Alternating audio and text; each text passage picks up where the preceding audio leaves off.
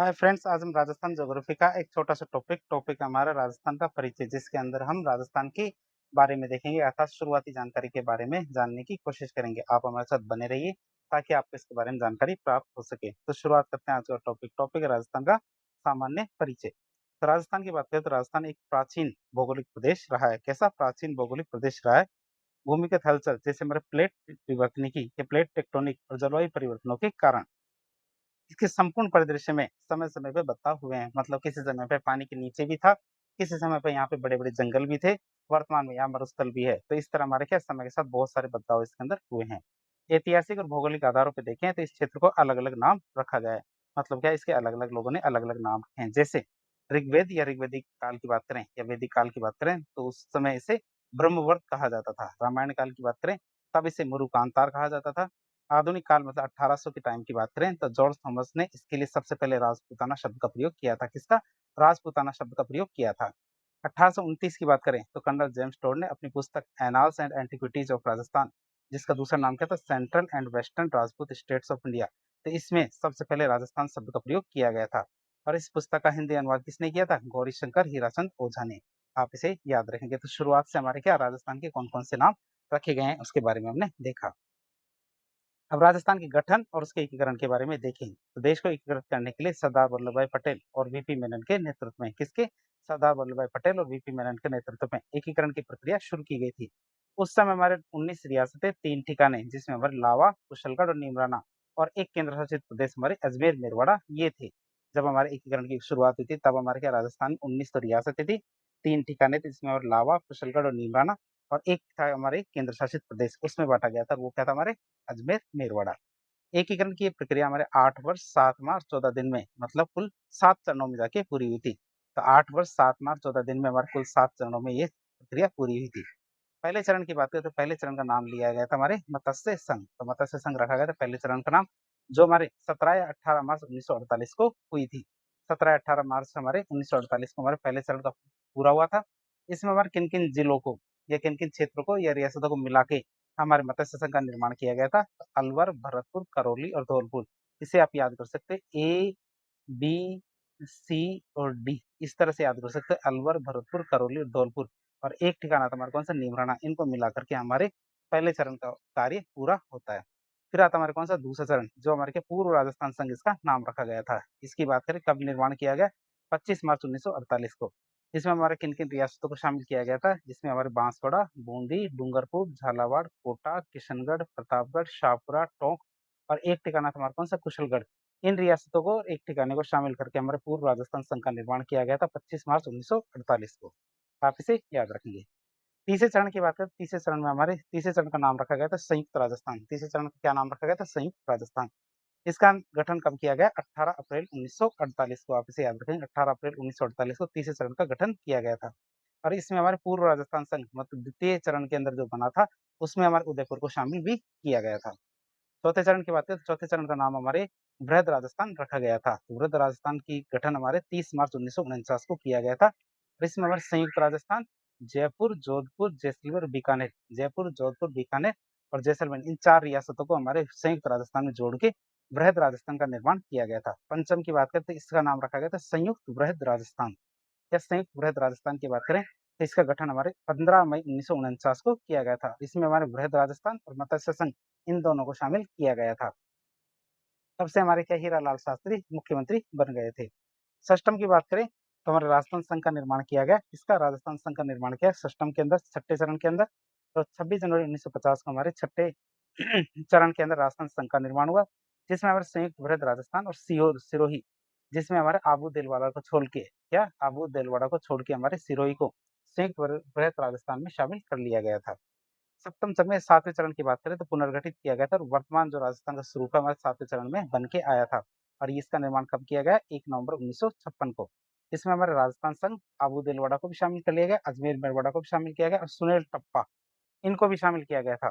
तो सिरोंज को तो मध्य प्रदेश में दे दिया गया और सुनील टप्पा को राजस्थान में मिला लिया गया था। और ये हमारा जो वर्तमान राजस्थान है उसका स्वरूप था जो हमारे 1 नवंबर 1956 से लगातार चल रहा है। मतलब इसमें से ना तो तोड़ा गया है ना ही जोड़ा गया है 1 नवंबर 1956 के बाद। बात करें हमारे वीपी मेनन की, तो वीपी मेनन के अनुसार मत्स्य संघ का उद्घाटन 18 मार्च 1948 को माना गया है।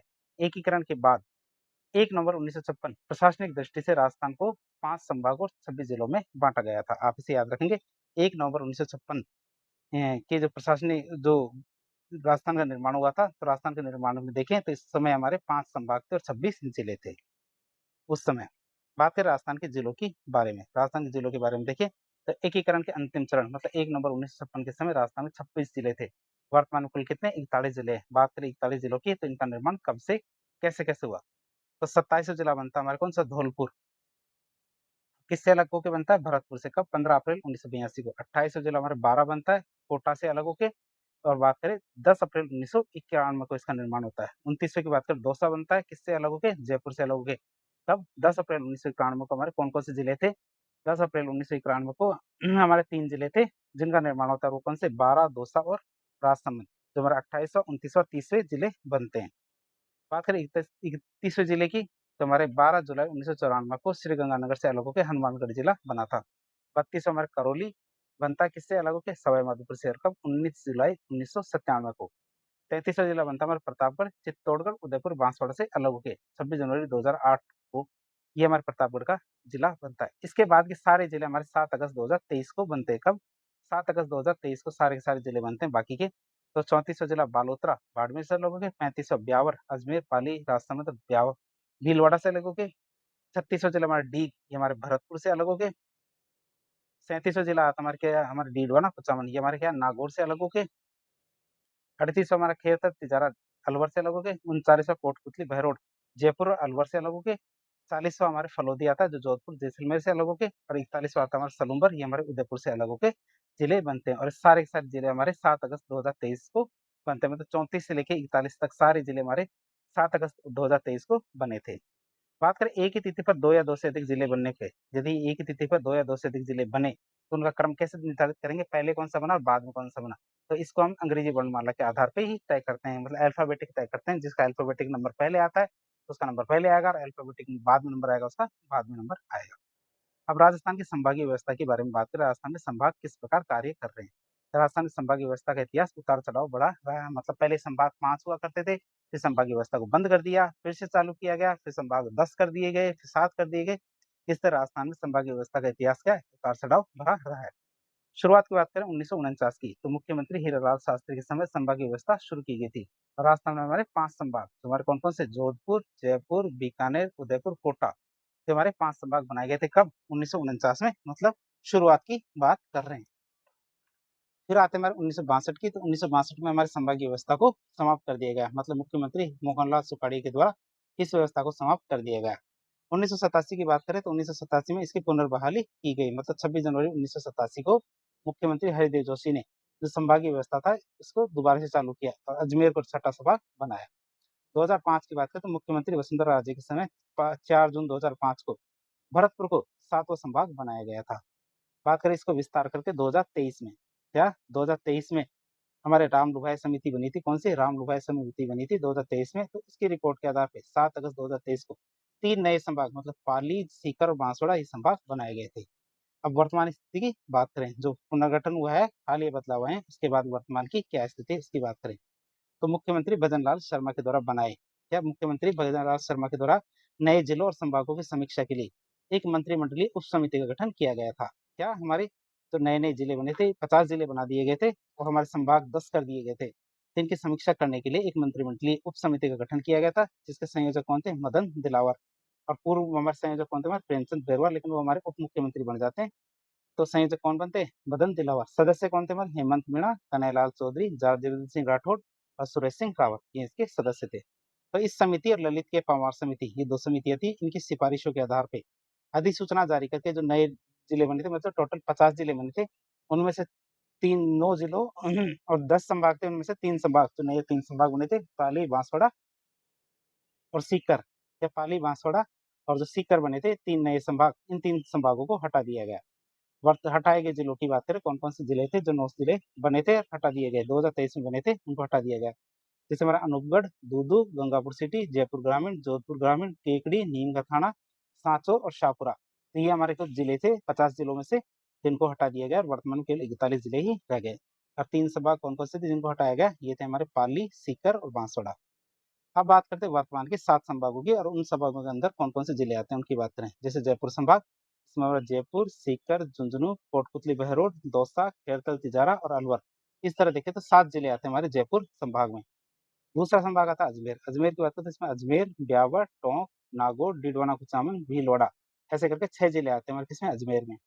फिर आता है नंबर किसका जोधपुर का, तो जोधपुर में जोधपुर, पाली, फलौदी, जैसलमेर, बाड़मेर, बालोतरा, जालोर और सिरोही। ये हमारे 8 जिले आते हैं किसमें जोधपुर संभाग में। फिर आता है हमारा संभाग भरतपुर। भरतपुर में हमारा भरतपुर, धौलपुर, करौली, सवाईमाधोपुर और डीग। इस तरह हमारे 5 जिले आते हैं किसमें हमारे भरतपुर संभाग में। उदयपुर संभाग की बात करें तो उदयपुर में उदयपुर, चित्तौड़गढ़, राजसमंद, सलूंबर, प्रतापगढ़, डूंगरपुर, बांसवाड़ा इस तरह हमारे 7 जिले आते हैं किसमें उदयपुर संभाग में। फिर बीकानेर की बात करें तो बीकानेर में बीकानेर, चूरू, श्रीगंगानगर, हनुमानगढ़ इस तरह हमारे 4 जिले आते हैं किसमें बीकानेर संभाग में। कोटा संभाग की बात करें तो इसमें हमारे 4 जिले कौन-कौन से कोटा, बूंदी, बारां और झालावाड़। इस समय कोटा संभाग में हमारे कितने 4 जिले आते हैं। तो इस तरह देखिए तो एकमात्र हमारा जोधपुर संभाग है जिसमें हमारे कितने सबसे ज़्यादा 8 जिले आते हैं और सबसे कम जिलों वाले संभाग कौन से हैं? 2 है। एक तो हमारा बीकानेर है, एक हमारे कोटा है। आप इसे याद रखेंगे। अब बात करें राजस्थान की जो संभाग है, इनकी कौन-कौन सी विशेषताएँ, विशेषताओं की बात करें। विशेषताओं की बात करें तो राजस्थान के संभागों को क्षेत्रफल और जिलों की संख्या के आधार पे और जनसंख्या के आधार पे कई रूपों में वर्गीकृत बांटा जा सकता है, तो वर्गीकृत किया जा सकता है कौन-कौन से आधार है। कई बार परीक्षा में इनसे बारे में पूछ सकते हैं। जैसे क्षेत्रफल के आधार में देखिए, तो सर्वाधिक क्षेत्रफल रखने वाले संभाग कौन से थे? पहले नंबर पर हमारा जोधपुर आता है जिसका क्षेत्रफल सबसे बड़ा है, संभाग की दृष्टि से देख रहे हैं। दूसरे नंबर पे हमारा बीकानेर आता है। कब सबसे कम क्षेत्रफल वाला संभाग? तो इसमें हमारे सबसे टॉप पे हमारे भरतपुर आता है, फिर उसके बाद हमारा कोटा आता है। जिलों की संख्या के आधार पर देखें तो सर्वाधिक जिलों वाले संभाग कौन से? जोधपुर में हमारे 8 जिले हैं। जयपुर, उदयपुर में हमारे टोटल 7-7 जिले हैं। सबसे कम संभाग जिलों वाले संभाग कौन-कौन से हैं? तो हमारे कोटा में 4 है और बीकानेर में भी 4 जिले हैं। जनसंख्या के आधार पे देखें, क्या जनसंख्या के आधार पे देखें तो न्यूनतम जनसंख्या वाले संभाग कौन से हैं? सर्वाधिक जनसंख्या वाला संभाग तो हमारे जयपुर है, उसके बाद हमारा आता है जोधपुर और सबसे कम वाला सबसे कम में टॉप आता है हमारा कोटा और उसके बाद आता है हमारा भरतपुर और बीकानेर। तो ये दूसरे स्थान पे आप इसे याद रखेंगे। अब बात करें संभागों से जुड़ी हुई कुछ खास बातें देखें। जैसे हमारा अजमेर संभाग है, अजमेर संभाग की बात करें तो भौगोलिक दृष्टि से अजमेर राजस्थान का मध्यवर्ती संभाग है। क्या भौगोलिक दृष्टि से देखें तो अजमेर का कोई सा जिला क्या है जो हमारे बाहरी सीमा से नहीं लगता और ये राजस्थान का एकमात्र ऐसा संभाग है जो राज्य के अन्य सभी संभागों के साथ अपनी सीमा साझा करता। कौन? अजमेर संभाग। आप इसे याद रखें। अब नवीनतम अपडेट की बात करें, कुछ नई चीज आई थी उसकी बात करें तो 1 मार्च 2024 को क्या 1 मार्च 2024 को राजस्थान सरकार के द्वारा 3 प्रमुख स्थलों के ऐतिहासिक और सांस्कृतिक महत्व को देखते हुए कितने 3 प्रमुख स्थानों के ऐतिहासिक और सांस्कृतिक महत्व को देखते हुए उनके नाम बदल दिए गए। कब? हमारे 1 मार्च 2024 को। बात करें वो 3 क्षेत्र कौन-कौन से थे? जैसे पहले हमारे माउंट आबू था जो सिरोही का था, इसका नया नाम रखा गया आबूराज। पूर्व नाम था हमारा भीलवाड़ा का जहाजपुर, तो जहाजपुर का नाम चेंज करके क्या दिया गया? यज्ञपुर। और कामा जो डी के अंदर है उसका नाम बदल के रख दिया कामवन, तो आप इसे याद रखेंगे।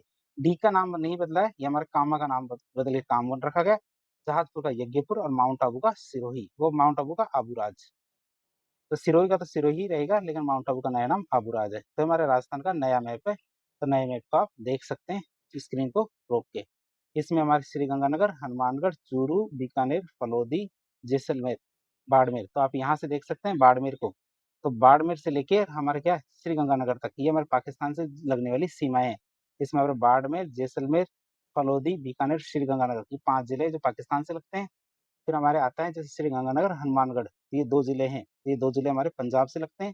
फिर हनुमानगढ़, चूरू, झुंझुनू, सीकर, कोटपुतली, बहरोड, कैथल, तिजारा, अलवर, डीग यहाँ तक हमारे क्या है जो हरियाणा से लगते हैं। फिर भरतपुर, धौलपुर, क्या डीग, भरतपुर, धौलपुर ये हमारे क्या यूपी से लगते हैं। धौलपुर के बाद क्या धौलपुर, करौली, सवाईमाधोपुर, फिर हमारा कोटा। कोटा एकमात्र ऐसा जिला है जो हमारे 2 जगह से मध्य प्रदेश में लगता है। हमारे किससे? एक तो इधर से और एक इधर से। फिर बारां, झालावाड़ ये हमारा चित्तौड़गढ़ भी 2 भागों में बँटा हुआ है। चित्तौड़गढ़ भी हमारे क्या 2 भागों में बँटा हुआ है और भीलवाड़ा एकमात्र ऐसा जिला है जो क्या है एक जिले दूसरे जिले को 2 भागों में बाँटता है। तो चित्तौड़गढ़ ऐसा जिला है जो 2 भागों में बँटा हुआ है और उसको बाँटने का काम कौन करता है? भीलवाड़ा। फिर प्रतापगढ़, बांसवाड़ा, डूंगरपुर, तो बांसवाड़ा तक ये हमारे क्या है मध्य प्रदेश है। बांसवाड़ा के आगे गुजरात आ जाता है, इधर गुजरात है। हमारा डूंगरपुर, उदयपुर, सिरोही, जालोर और फिर हमारा थोड़ा-सा बाड़मेर ये हमारे गुजरात से लगा हुआ है। अंदर के जिलों की बात करें तो इसमें बालोतरा, जोधपुर, पाली, राजसमंद, सलूंबर, फिर हमारे भीलवाड़ा, ब्यावर, नागौर, डीडवाना, कुचामन, अजमेर, टोंक, बूंदी और जयपुर और दौसा। तो इस तरह हमारे राजस्थान के 41 जिले बन जाते हैं वर्तमान की स्थिति के अनुसार। तो ये हमने देख लिए। अब हम देखेंगे राजस्थान की उत्पत्ति के बारे में। कई बार क्या है, जो मेंस जैसी बड़ी-बड़ी परीक्षाएँ होती है, तो उसमें हमारे इसके बारे में पूछ लिया जाता है। राजस्थान की उत्पत्ति मतलब जियोलॉजिकल ओरिजिन की बात करें, तो अल्फ्रेड वेगनर के महाद्वीपीय विस्थापन सिद्धांत के अनुसार, किसके अनुसार? अल्फ्रेड वेगनर के महाद्वीपीय विस्थापन सिद्धांत के अनुसार देखें, तो प्राचीन काल में पृथ्वी के सभी महाद्वीप एक ही भूखंड से जुड़े हुए थे, जिसे हम क्या कहते थे? पेंजिया कहते थे। और इसके चारों ओर स्थित जो विशाल महासागर था, उसे पैंथलासा कहा गया था, जिसका शेष भाग आज का प्रशांत सागर बना हुआ है। प्रशांत महासागर है, वही बना हुआ है हमारे क्या? पैंथलासा का वर्तमान स्वरूप। चित्र में भी इसको देख सकते हैं। तो 2 स्वरूप है हमारे कौन-कौन से? एक तुम्हारा पैंथलासा है, जो हमारे क्या महासागर थी, जो हमारे क्या 41% था। दूसरा हमारा 29% क्या था? महाद्वीप थे, जो हमारे क्या पेंजिया थे। तो पेंजिया क्या 2 भागों में टूट जाता है, 2 भागों में टूट जाता है। एक हमारा उत्तरी भाग होता है, एक हमारा दक्षिणी भाग होता है। उत्तरी भाग से तुम्हारा अंगारा लैंड कहेंगे, जिसे लॉरेंशिया भी कह सकते हैं। दक्षिणी भाग को हम क्या कहते हैं? गोंडवाना लैंड कहेंगे। और इसके बीच में क्या तैतीस सागर होता है, जो भू-सन्नति होती है उसे हम क्या कहते हैं? तैतीस सागर कहते हैं। तो पेंजिया 2 भागों में टूट जाता है। उत्तरी भाग तुम्हारा अंगारा लैंड और दक्षिणी भाग हमारा गोंडवाना लैंड कहलाएगा। बात करें कालांतर में पेंजिया 2 बड़े-बड़े भागों में टूट जाता है। ये हमने देख लिया था, कालांतर में पेंजिया क्या 2 बड़े-बड़े भागों में टूट जाता है और उससे हमारे क्या है? बहुत सारे महाद्वीपों का निर्माण होता है। जैसे अंगारा लैंड से हमारे किन-किन का निर्माण हुआ है? एक तुम्हारा उत्तरी अमेरिका का, यूरोप का, उत्तरी एशिया। तो इसका निर्माण होता है हमारे अंगारा लैंड से। एक हमारे गोंडवाना लैंड की बात करें तो इससे हमारे किन-किन का निर्माण होता है? अंटार्कटिका, ऑस्ट्रेलिया, दक्षिणी एशिया, अफ्रीका, दक्षिणी अमेरिका। तो इनका निर्माण होता है हमारे किससे? हमारे गोंडवाना लैंड से। तो हमारे उत्तरी भाग की बात करें, जिसे हम अंगारा लैंड कहते हैं, तो अंगारा लैंड या लॉरेंशिया कहते हैं, जिसमें उत्तरी अमेरिका, यूरोप और उत्तरी एशिया का निर्माण हुआ था। दक्षिणी भाग की बात करें, जिसे गोंडवाना लैंड कहते हैं, जिसमें दक्षिण अमेरिका, अफ्रीका, दक्षिण एशिया, जिसमें हमारा भारतीय जो प्रायद्वीपीय भारत है, उसको शामिल किया जाता है, ऑस्ट्रेलिया और अंटार्कटिका, इनका निर्माण हुआ था, आप इसे याद रखेंगे। बात करें तैतीस सागर की, तो तैतीस सागर क्या भू-सन्नति है, तो अंगारा लैंड और गोंडवाना लैंड के बीच में, क्या अंगारा लैंड और गोंडवाना लैंड के बीच में स्थित एक विशाल भू-सन्नति जियोसिंक्लाइन था, जिससे हमारे हिमालय, भारत के उत्तरी विशाल मैदान और थार के मरुस्थल का निर्माण हुआ था, किससे? तैतीस सागर से।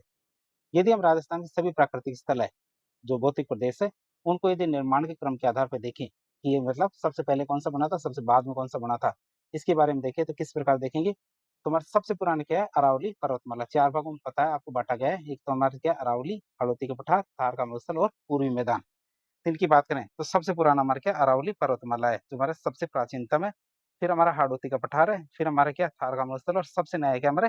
पूर्वी मैदान है। तो हमारे क्या है? क्रम के अनुसार देखें तो ऊपर से नीचे बढ़ता जाएगा। तो सबसे ऊपर क्या? सबसे पुराना और सबसे नीचे सबसे नया रहेगा। निर्माण का मूल स्रोत की बात करें, निर्माण का मूल स्रोत क्या है इनका? तो अरावली पर्वतमाला की बात करें तो ये हमारे क्या गोंडवाना लैंड और हाड़ौती का पठार भी हमारे गोंडवाना लैंड से मिलके बना है। थार का मरुस्थल और पूर्वी मैदान हमारे तैतीस सागर के अवशेष हैं। और भारत के ये तो राजस्थान के संदर्भ में देख रहे हैं। अब भारत के संदर्भ में देखें तो प्रायद्वीप पठार का हिस्सा हमारा कौन? अरावली पर्वतमाला, ये भी हमारा प्रायद्वीप पठार का हिस्सा है, हाड़ौती का पठार। और जो हमारा थार का मरुस्थल पूर्वी मैदान है, ये हमारे उत्तरी विशाल मैदान का हिस्सा है। आप इसे याद रखेंगे। आप देखेंगे राजस्थान की स्थिति के बारे में, राजस्थान की स्थिति के बारे में देखें तो ग्लोबल मानचित्र पर राजस्थान की स्थिति को अक्षांश और देशांतर के माध्यम से किस प्रकार समझ सकते हैं? देखिए, अक्षांश और देशांतर के अनुसार देखें तो राजस्थान हमारे उत्तरी पूर्वी गोलार्ध में है। राजस्थान कहाँ है? उत्तरी पूर्वी गोलार्ध में। भारत के अनुसार देखें उत्तरी पश्चिमी भाग में, और एशिया महाद्वीप के अनुसार देखें दक्षिणी और दक्षिणी पश्चिमी एशिया का भाग में हमारे क्या भारत और राजस्थान है। तो राजस्थान की दोबारा बता दें आपको, अक्षांश और देशांतर के अनुसार देखें तो राजस्थान उत्तरी पूर्वी गोलार्ध में है। भारत के अनुसार देखें तो उत्तरी पश्चिमी भाग में, और एशिया महाद्वीप के अनुसार देखें तो दक्षिणी या फिर दक्षिणी पश्चिमी एशिया में हमारा राजस्थान आता है। अक्षांशीय विस्तार की बात करें, राजस्थान के अक्षांशीय विस्तार की बात करें, लैटिट्यूडिनल एक्सटेंट की बात करें, तो इसके विस्तार क्या है? तो 23 डिग्री 3 मिनट उत्तरी अक्षांश से लेके 30 डिग्री 12 मिनट उत्तरी अक्षांश तक इसका विस्तार है राजस्थान का। कुल अक्षांशीय विस्तार की बात करें तो 7 डिग्री 9 मिनट तक इनका कुल अक्षांशीय विस्तार है राजस्थान का। 23 डिग्री 3 मिनट से उत्तरी अक्षांश से लेके 30 डिग्री 12 मिनट उत्तरी अक्षांश तक राजस्थान का अक्षांशीय विस्तार है। दक्षिणतम बिंदु की बात करें तो हमारा बोरकुंडा गाँव, जो सज्जनगढ़ गाँव है राजस्थान का, बांसवाड़ा का, तो हमारे बोरकुंडा गाँव दक्षिणतम बिंदु है, और उत्तरतम बिंदु की बात करें तो कोणा गाँव जो श्रीगंगानगर में पड़ता है, वो हमारे क्या उत्तरतम बिंदु है, सबसे ऊपर का। उत्तर से दक्षिण की कुल लंबाई की बात करें तो उत्तर से दक्षिण की कुल लंबाई हमारे 826 किलोमीटर है। कर्क रेखा की बात करें तो 23 डिग्री 30 मिनट जो हमारे क्या है कर्क रेखा है, जो राजस्थान से होके गुजरती है। फिर राजस्थान के 2 जिले, एक तो बांसवाड़ा और डूंगरपुर, इनसे होके गुजरती है। और राज्य में इसकी लंबाई कितनी है? 26 किलोमीटर। राजस्थान में कर्क रेखा कितने किलोमीटर तक गुजरती है? 26 किलोमीटर तक। बांसवाड़ा का कुशलगढ़ जो शहर है, इसके सर्वाधिक निकट शहर है। 21 जून मतलब जब कर्क संक्रांति होती है तो यहाँ सूर्य की किरणें सीधी पड़ती है और उत्तरी गोलार्ध का सबसे बड़ा दिन होता है। कहाँ पे? हमारे कुशलगढ़ के पास, जो हमारे 26 किलोमीटर की लंबाई है, यहाँ पे हमारे सूर्य की किरणें सीधी पड़ती है।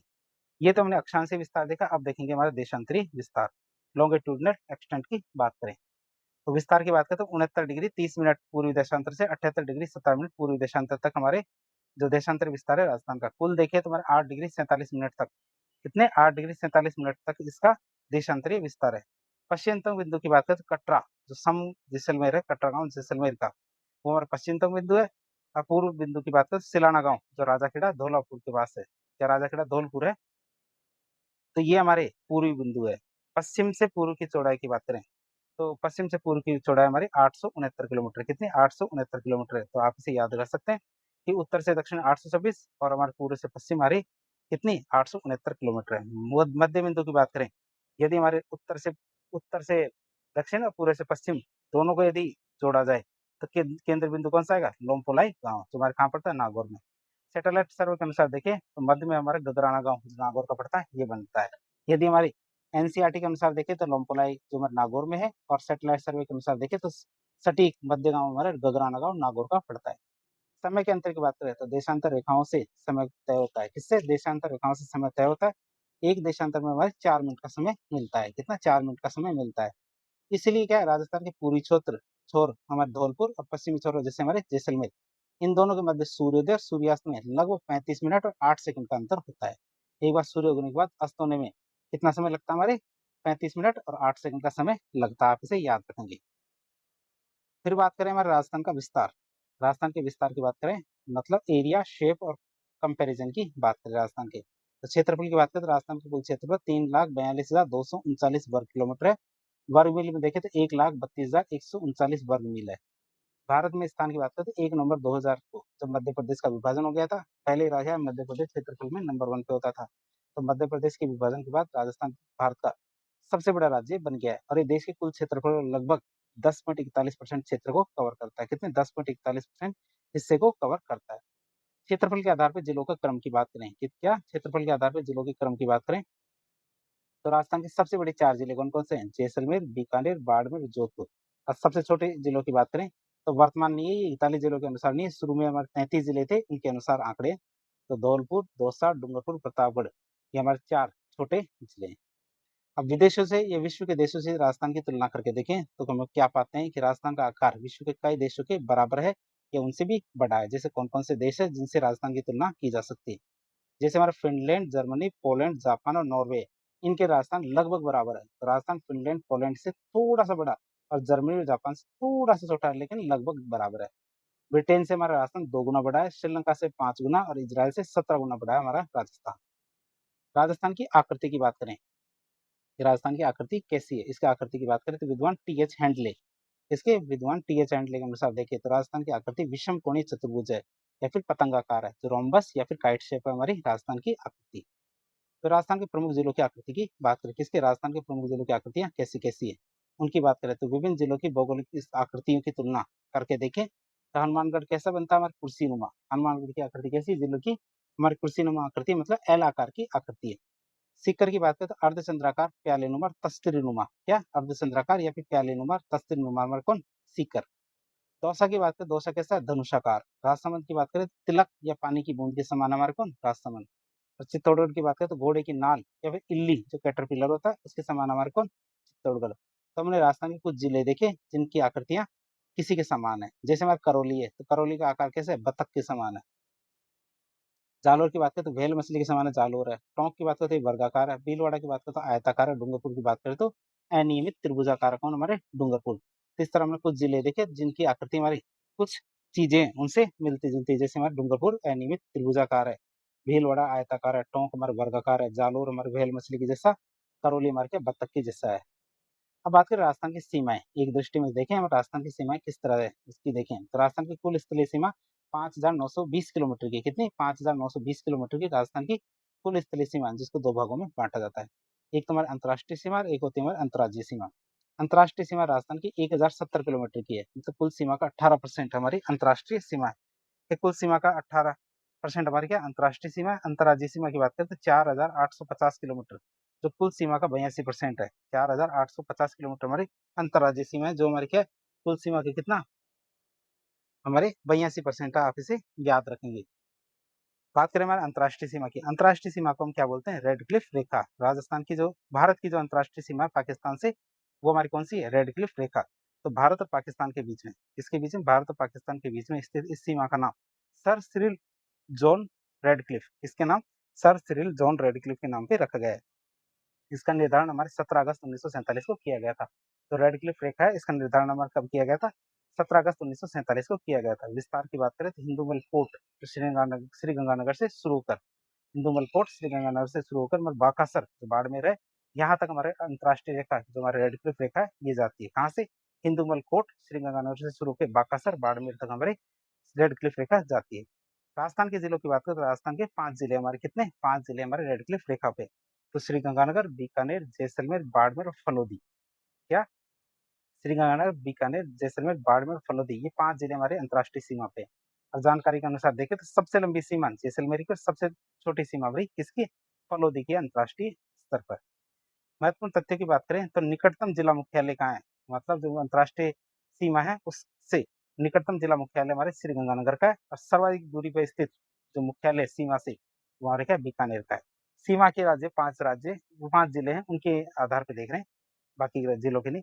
तो निकटतम जिला मुख्यालय हमारे श्रीगंगानगर का है, और सबसे दूर का जो जिला मुख्यालय हमारे किसका, बीकानेर का। और सर्वाधिक दूरी पर स्थित पूरे राजस्थान के देखें तो हमारे धौलपुर का जो जिला मुख्यालय, वो अंतर्राष्ट्रीय सीमा से धौलपुर सबसे दूर है।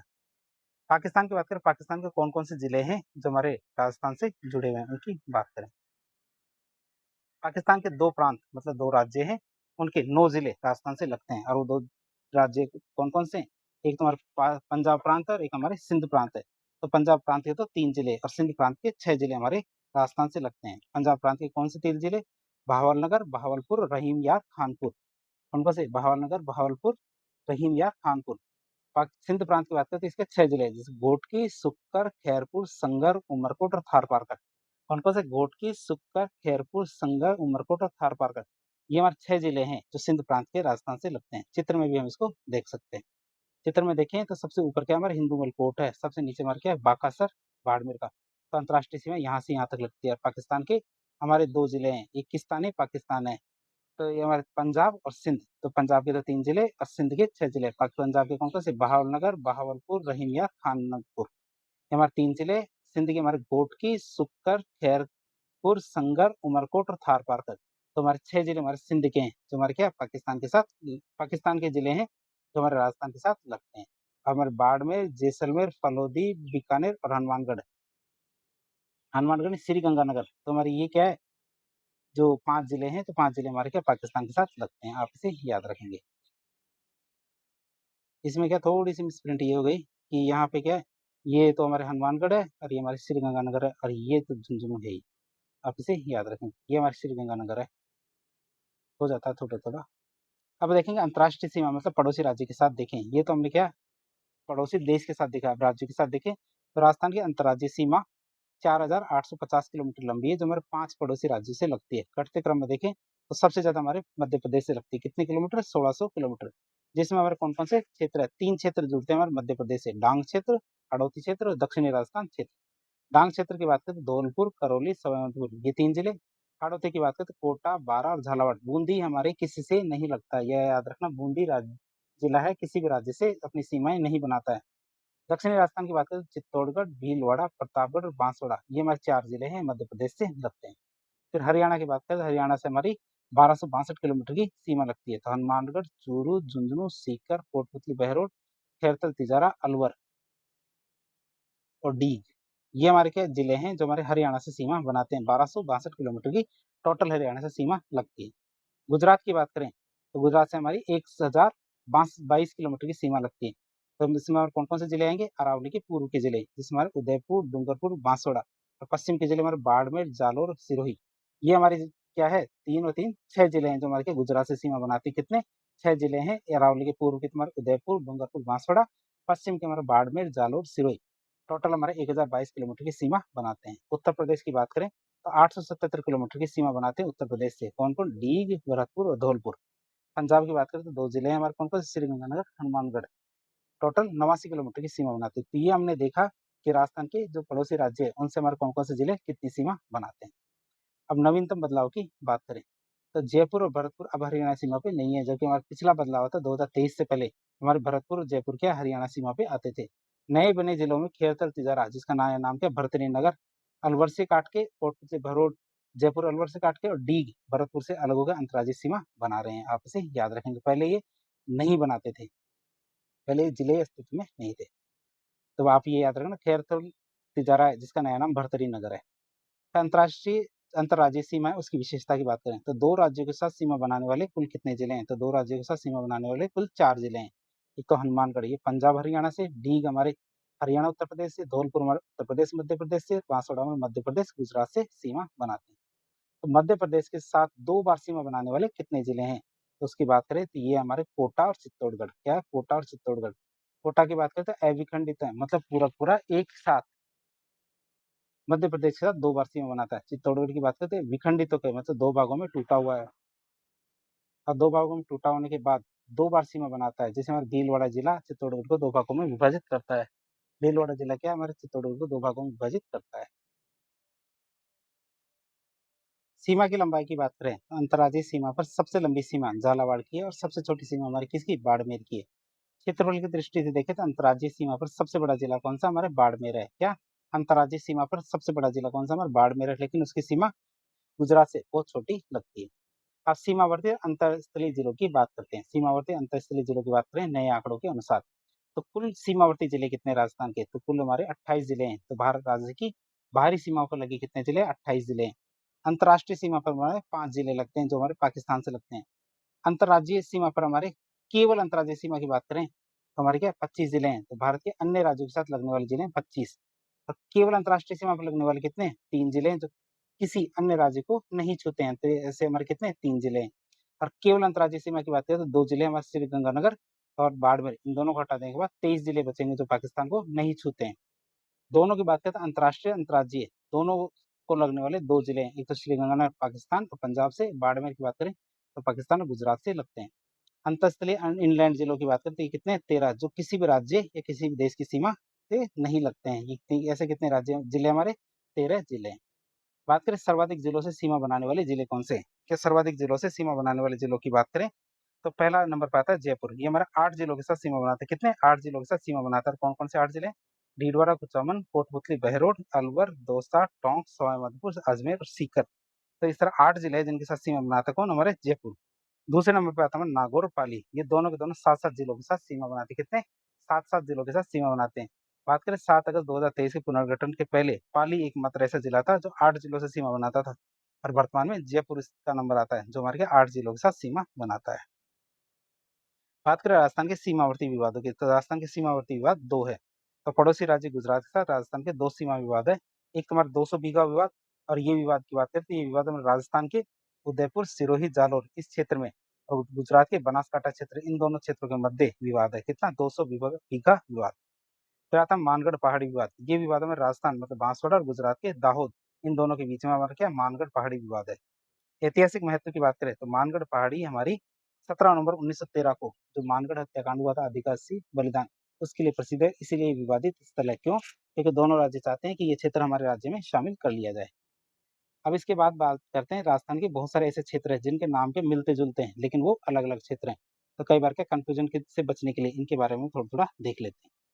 तो समान ध्वनि वाले लेकिन अलग-अलग अर्थ रखने वाले क्या हमारे जो भौगोलिक विस्तार और क्षेत्रों का स्पष्टीकरण हम देखते हैं। जैसे एक शब्द आता है राठ, एक शब्द आता है राठी। तो राठ और राठी में क्या अंतर है? राठ क्या होता है? अहीर मतलब यादव वंश के द्वारा निर्मित ऐतिहासिक प्रदेश हमारा राठ प्रदेश कहलाता है। और ये कौन सा क्षेत्र हमारा? कोटपुतली बहरोड।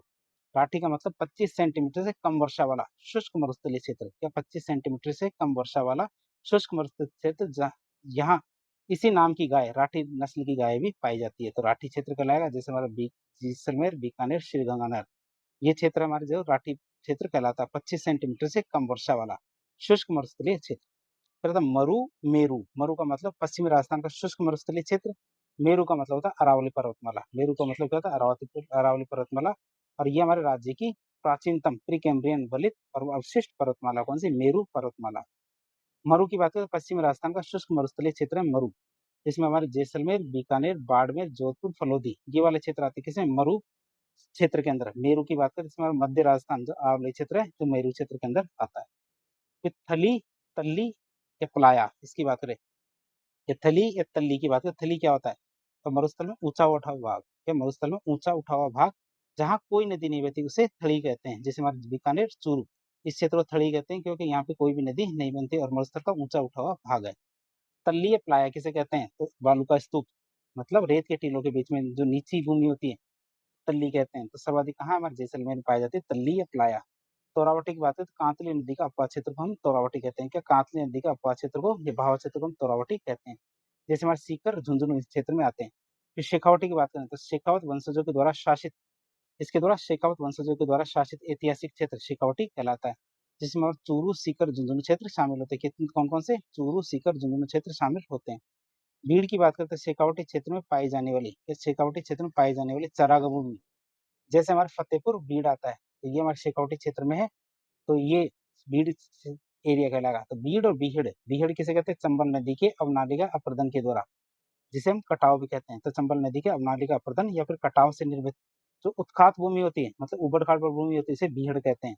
जैसे हमारे कोटा, बूंदी, सवाईमाधोपुर, करौली, धौलपुर ये वाला क्षेत्र हमारा किसका, बीहड़ का क्षेत्र कहलाता है। कौन सा, बीहड़ का क्षेत्र कहलाता है। कौन सा हमारा, कोटा, बूंदी, सवाईमाधोपुर, करौली, धौलपुर।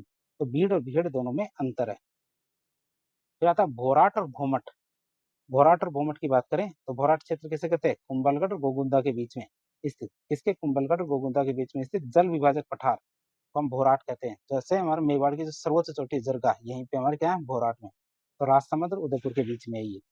भोमट की बात करें तो पहाड़ी और पठारी क्षेत्र, या पहाड़ी और पठारी क्षेत्र जहाँ मुख्य रूप से हमारी भील जनजाति निवास करती है, ये हमारे भोमट क्षेत्र कहलाता है। जैसे उदयपुर और डूंगरपुर। मेवल की बात करें तो दो जिलों के बीच में स्थित दुर्गम पहाड़ी क्षेत्र हमारा मेवल क्षेत्र कहलाता है, ये हमारे बांसवाड़ा और डूंगरपुर वाला क्षेत्र है। और मेवात की बात करें तो मेव जाति का निवास स्थान क्या कहलाता है, हमारा मेवात क्षेत्र कहलाता है। जैसे हमारा अलवर, भरतपुर और हरियाणा का नूह जिला, क्या हमारे अलवर, भरतपुर और हरियाणा का जो नूह जिला है ये हमारे क्या है, मेवात क्षेत्र के अंदर शामिल किया जाता है। बात करें अगले माल और मालव की, माल किसे कहेंगे और मालव किसे कहेंगे। माल की बात करें तो बेसाल्ट चट्टानों से निर्मित हाड़ौती का पठार है वो हमारी क्या है, माल क्षेत्र कहलाएगा। जैसे हाड़ौती क्षेत्र में कोटा संभाग आता है, कोटा, बूंदी, बारा, झालावाड़। मालव की बात करें तो मध्य प्रदेश के मालव प्रदेश का, क्या मध्य प्रदेश के मालव पठार का राजस्थानी विस्तार हमारा मालव प्रदेश कहलाता है, जिसमें हमारे प्रतापगढ़, चित्तौड़गढ़ और झालावाड़ का क्षेत्र आता है। छप्पन की पहाड़ी की बात करें तो सिवाना के निकट स्थित गोलाकार पहाड़ियों का समूह छप्पन की पहाड़ी कहलाता है, जिसमें हमारे बालोतरा, पहले हमारा बाड़मेर आता था अब बालोतरा वाला क्षेत्र आता है। छप्पन के मैदान की बात करें तो छप्पन की पहाड़ी तो हमारे कहाँ, बालोतरा वाले क्षेत्र में। छप्पन का मैदान हमारे माही नदी के द्वारा निर्मित जो मैदानी भाग है वो हमारे छप्पन का मैदान कहलाता है। तो इसमें हमारे बांसवाड़ा और प्रतापगढ़ आते हैं। बागड़ की बात करें तो राजस्थान का दक्षिणी भौगोलिक भाग, या राजस्थान का दक्षिणी भौगोलिक भाग, जैसे हमारे बांसवाड़ा, डूंगरपुर, प्रतापगढ़ आते हैं, ये हमारा बागड़ क्षेत्र कहलाता है। तो बागड़ की बात करें तो राजस्थान का दक्षिणी भाग। और बांगड़ की बात करें तो अरावली के पश्चिम में स्थित जो पुरानी जलोढ़ मिट्टी का अर्ध शुष्क मैदानी क्षेत्र है, क्या, अरावली के पश्चिम में स्थित जो पुरानी जलोढ़ मिट्टी का क्या अर्ध शुष्क जो मैदानी क्षेत्र है उसे हम बांगड़ कहते हैं, जिसमें हमारे लूनी बेसिन, नागौर, शेखावटी और घग्गर ये चार क्षेत्र आते हैं, जिसके बारे में हम जो राजस्थान का भौगोलिक विभाजन है उसके दौरान डिटेल से पढ़ेंगे बांगड़ क्षेत्र के बारे में। तो मत्स्य संघ की बात करें, मत्स्य संघ की बात करें तो राजस्थान एकीकरण के पहले चरण का नाम था मत्स्य संघ। जैसे अलवर, भरतपुर, करौली, धौलपुर और नीमराना, टिकाना ये मिलकर हमारे क्या मत्स्य संघ का निर्माण करते हैं। मत्स्य जनपद की बात करें तो एक प्राचीन जनपद है जिसकी राजधानी विराटनगर मतलब बैराट थी, वो हमारे मत्स्य जनपद था, जिसमें हमारे जयपुर, अलवर, कोटपुतली, भरौड़ ये वाले जिले आते थे। शिवी और शिव की बात करें, शिवी जनपद की बात करें तो एक प्राचीन जनपद है जिसकी राजधानी हमारी मध्यमिका या नगरी हुआ करती थी। शिवी जनपद की बात करें तो हमारा एक प्राचीन जनपद है जिसकी राजधानी हमारी मध्यमिका या नगरी हुआ करती थी। बात करें क्षेत्र की तो चित्तौड़गढ़, मेवाड़ क्षेत्र, ये चित्तौड़गढ़ और मेवाड़ क्षेत्र हमारे शिव जनपद के अंदर आते थे। शिव की बात करें तो भगवान शिव के मंदिरों के लिए प्रसिद्ध एक तहसील है शिव तहसील, तो हमारे कहाँ, बाड़मेर में। तो हमने ऐसे दो नाम देखे जो हमारे सुनने में तो सेम सेम जैसे लगते हैं लेकिन जिनका अर्थ अलग अलग है। बात करें राजस्थान के अन्य प्राचीन जो जनपद है और ऐतिहासिक क्षेत्र उनकी बात करें तो जांगल प्रदेश किसे कहेंगे, कटीले वनों से युक्त क्षेत्र जिसकी प्राचीन राजधानी अहिच्छत्रपुर मतलब नागौर हुआ करती थी, इसमें और बीकानेर, उत्तरी जोधपुर आते जांगल प्रदेश। सपाद लक्ष्य की बात करें तो चौहान वंश के द्वारा शासित प्रदेश है जिसका मतलब होता है 1.25 लाख, और इसकी राजधानी क्या थी, सांबर। इसमें हमारे अजमेर, नागौर, जयपुर मतलब सांभर वाले एरिया आते थे। ढूंढाड़ की बात करें तो ढूंढ नदी का अपवाद क्षेत्र जहाँ हमारे कछवा राजवंश का शासन रहा था। किसका? कछवा राजवंश का शासन रहा था, उसे ढूंढाड़ कहते हैं। इसमें और जयपुर, दौसा, टोंक, सवाईमाधोपुर, करौली ये वाले एरिया आते हैं किसमें? ढूंढाड़ में। फिर बात करें शूरसेन और हाया है। शूरसेन क्षेत्र किसे कहेंगे? तो राजस्थान के पूर्व में स्थित प्राचीन जनपद है जिसकी राजधानी मथुरा थी। हमारा शूरसेन क्षेत्र था जिसमें हमारा भरतपुर, धौलपुर, करौली, उत्तर प्रदेश वाला एरिया आता है शूरसेन क्षेत्र में। लेकिन हम तो राजस्थान की बात कर रहे हैं तो भरतपुर, धौलपुर, करौली आता है और उत्तर प्रदेश के एरिया भी आते हैं किसमें? शूरसेन में। हया है की बात करें तो हाड़ा वंश के द्वारा शासित प्रदेश का प्राचीन नाम है हया है। बात करें चंद्रावती की, तो चंद्रावती एरिया कौन सा है? तो हमारे पश्चिमी बनास नदी के किनारे, किसके? पश्चिमी बनास नदी के किनारे स्थित जो क्षेत्र है वो चंद्रावती है। और हमारे 7वीं से 13वीं शताब्दी के बीच में परमार राजाओं की राजधानी रही थी कौन सी? चंद्रावती। सिरोही जिले का प्राचीन नाम था चंद्रावती। जबालीपुर की बात करें तो महर्षि जबाली की तपोभूमि, या महर्षि जबाली की तपोभूमि रही है जबालीपुर। और चीनी यात्री हेनसांग ने यहीं के भील माल को पीलो मोलो कहा था। ये हमारे जालौर का प्राचीन नाम है जबालीपुर। मालानी क्षेत्र की बात करें तो लोक देवता मल्लिनाथ जी से संबंधित क्षेत्र हमारे कौन सा? मालानी क्षेत्र। और वर्तमान बाड़मेर जिले का हिस्सा हमारा कौन सा? मालानी क्षेत्र। मांड की बात करें तो वो क्षेत्र जो अपनी विशेष मांड गाय के लिए प्रसिद्ध है। और इसके चारों ओर के क्षेत्र को क्या कहा जाता है? वल्ल कहा जाता है। किसके? मांड के। और ये कहाँ है? हमारे जैसलमेर के अंदर। जैसलमेर में मांड, आप इसे याद रखेंगे, ये मांड है और इसके चारों तरफ के क्षेत्र को क्या कहा जाता है? वल्ल कहा जाता है। गुजरातरा की बात करें तो दक्षिणी पश्चिमी राजस्थान और गुजरात का सम्मिलित क्षेत्र, या दक्षिणी पश्चिमी राजस्थान और गुजरात का सम्मिलित क्षेत्र जिसकी राजधानी क्या? भीनमाल हुआ करती थी। और जो वर्तमान में देखें तो जोधपुर संभाग और गुजरात में स्थित हमारा गुजरातरा। तो ये हमने राजस्थान के जो भूगोल है तो उसका एक छोटा सा परिचय हमने एक छोटे से वीडियो के माध्यम से देखने की कोशिश की। तो इस प्रकार के इन्फॉर्मेटिव वीडियो देखने के लिए हमारे चैनल से जुड़े। वीडियो यदि पसंद आता है तो वीडियो को लाइक करें, चैनल को सब्सक्राइब करें, अपने दोस्तों के साथ शेयर करें। धन्यवाद।